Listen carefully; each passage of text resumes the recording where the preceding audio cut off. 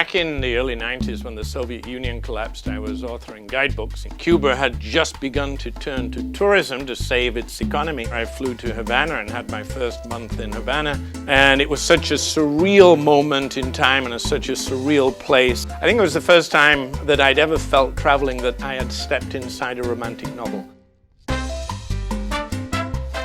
1 in 4 cars in Cuba, passenger cars, is pre-revolution. We went to dinner in 3 or 4 vintage American vehicles. I went in a purple convertible. It's absolutely de rigueur for any visitor to take a ride in a convertible, classic American car.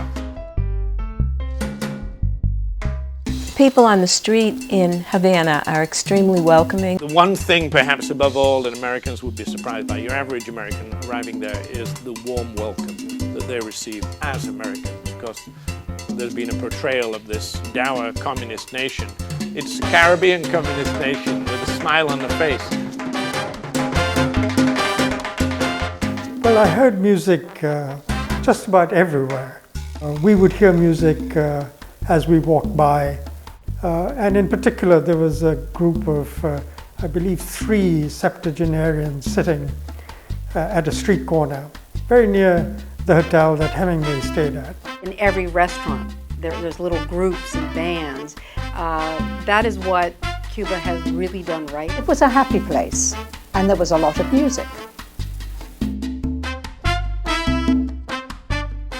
I would definitely want to go back.